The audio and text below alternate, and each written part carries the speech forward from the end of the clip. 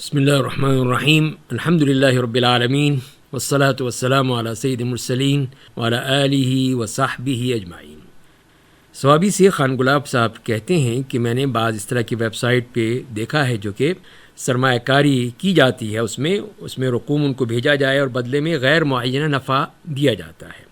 اور مجھے یہاں یہ بھی معلوم ہوا کہ نفع 10% سے 50% تک بھی ہو سکتا ہے۔ مثلا اگر میں ویب سائٹ کے اکاؤنٹ میں $100 ارسال کرتا ہوں تو اگلے ہی دن مخصوص وقت پر ویب سائٹ کی انتظامیہ کی جانب سے خریدی اور فروخت کی جانے والی اشیاء کی لسٹ بھیج دی جاتی ہے۔ وہاں پر ان چیزوں کی قیمت اور نفع کا بھی ذکر کیا گیا ہے،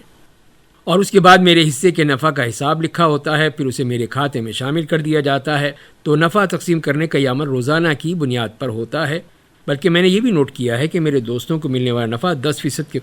قریب رہا ہے۔ تو یہ نفع فکس نہیں ہے، بلکہ فروخت ہونے والی چیزوں کے مطابق کم یا زیادہ ہوتا رہتا ہے۔ تو کیا یہ نفع ہے، سود ہے، کیا ہے یہ؟ تو جواب میں عرض یہ ہے کہ کسی بھی کمپنی یا بینک یا آن لائن اسٹور پر سرمایہ کرنے کے جواز کے لیے شرائط ہیں۔ پہلی بات یہ ہے کہ سرمایہ کہاں لگایا جائے گا، اس کا علم ہو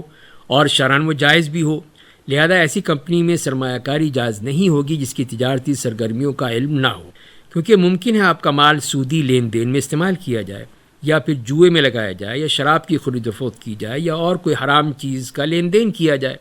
نمبر 2 یہ ہے کہ راس المال یعنی جو کیپٹل ہے یقینی طور پر محفوظ نہ ہو، چنانچہ کمپنی نقصان کی صورت میں راس المال واپس کرنے کی پابند نہ ہو، بشرطے کہ کمپنی کی طرف سے کوئی کوتاہی یا سستی نہ ہو، چنانچہ یہ نہ ہو کہ کمپنی نے عمدن اپنا نقصان کیا ہو۔ اس کی وجہ سے جب راس المال یقینی طور پر محفوظ ہوگا تو یہ سرمایہ کاری نہیں ہے بلکہ حقیقت میں قرض ہوگا، اور اس سے ملنے والا فائدہ سود کہلائے گا۔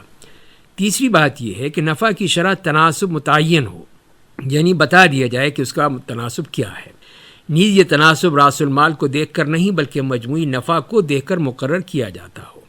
مثلا سرمایہ کار کو 1/3 یا نصف ملے گا، 20% ملے گا، کم ملے گا، زیادہ ملے گا، تو اس راس المال کا تہائی یا نصف نہیں بلکہ فکس کر دیا جائے۔ یہاں یہ بھی درست نہیں ہے کہ منافع کی شرح تناسب مقرر نہ ہو، چنانچہ اگر شرح تناسب مقرر نہ ہو تو اس سے شرعی طور پر بیع فاسد ہو جائے گی۔ اور اس کے بارے میں بعض فقہا نے لکھا ہے کہ مضاربت کے درست ہونے کے لیے کاریگر کے حصے کا مقرر ہونا لازمی ہے، کیونکہ یہ حصہ مقرر ہوگا تو اسے نفع ملے گا، اگر مقرر ہی نہ ہو تو اس کا حصہ نکالنا ناممکن ہوگا۔ پھر یہ مزید لکھا گیا ہے کہ اگر کوئی شخص کسی کاریگر کو کہے کہ یہ مال بطور مضاربت رکھو اور تمہیں بھی نفع کا حصہ ملے گا، یا تم نفع میں شریک بنو گے، یا تمہیں تھوڑا بہت نفع دیں گے، یا تمہارا بھی نفع اس میں رکھا جائے گا، تو یہ مضاربت صحیح نہیں ہے کہ اس میں نفع مجہول ہے، اور مضاربت تبھی درست ہوتی ہے جب نفع کی شرح مقرر ہو۔ کاروباری شراکت اور مضاربت دونوں میں نفع کے معین اور مقرر ہونے کے متعلق ایک ہی حکم ہے، اور آپ نے کہا ہے کہ نفع 10% سے 50% تک بھی ہو سکتا ہے۔ اگر یہ نفع مجموعی منافع میں سے ہے تو پھر نفع متعین کرنے کے لیے یہ ناکافی ہے،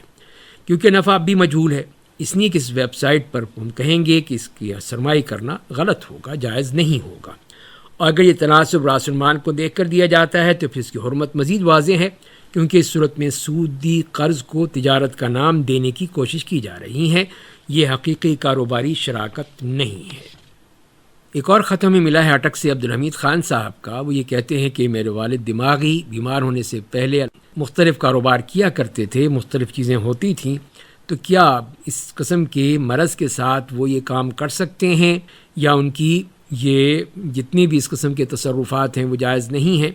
تو جواباً عرض یہ ہے کہ ڈیمینیشیا، زائمر یا دیگر دماغی امراض سے متاثر ہونے والے کو قانونی طور پر نااہل قرار دیا جا سکتا ہے، اور اس طرح سے اس کے مال کو ضائع ہونے سے روکا جا سکتا ہے، اور ایسے شخص کے مال کو صرف اس کے ذاتی اخراجات اور ایسے لوگوں پر خرچ کیا جائے جن کا خرچہ اس مریض کے ذمہ ہو۔ جسے کہ امام احمد فرماتے ہیں کہ جو بوڑھا آدمی ذہنی مریض ہو اسے اپنے مال میں تصرف کرنے سے روکا جائے، یعنی اگر وہ بوڑھا ہو جاتا ہے اور دماغی امراض میں مبتلا ہو جاتا ہے تو اسے قانونی طور پر نااہل قرار دیا جا سکتا ہے، چنانچہ اسے پاگل کی طرح دولت ضائع کرنے سے روکا جائے گا، کیونکہ وہ اپنی دولت کو اس طرح سے تصرف کرنے سے قاصر ہو گیا ہے کہ اپنے مفادات کو تحفظ دے سکے، نیز وہ اپنے مال کی دیکھ بھال کرنے کے قابل نہیں رہا، یعنی وہ نابالغ اور بے وقوف شخص کے حکم میں شمار ہوگا۔ قانونی نااہلی کا اعلان عدالت کرے گی، اور اسی قاضی کی ذمہ داری ہوگی کہ وہ قانونی طور پر نااہل سمجھے جانے والے کی دیکھ بھال کے لیے ایک سرپرست مقرر کر دے،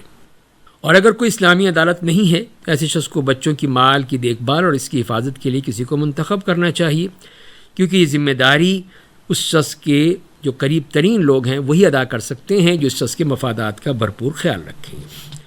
دوسری بات یہ ہے کہ سرپرست یا نگران کو اس بات کا دھیان دینا چاہیے کہ اس شخص کا زیادہ مفاد کس چیز میں ہے، یا اس کے مال کا بھرپور انداز میں تحفظ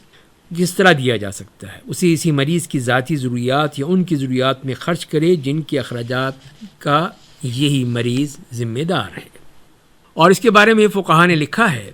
کہ فقہاء کرام کے درمیان اس بات میں کوئی اختلاف نہیں ہے کہ سرپرست کے لیے جائز نہیں ہے کہ وہ محجور یعنی جس پر پابندی کی گئی ہے کہ مال میں تصرف کرے۔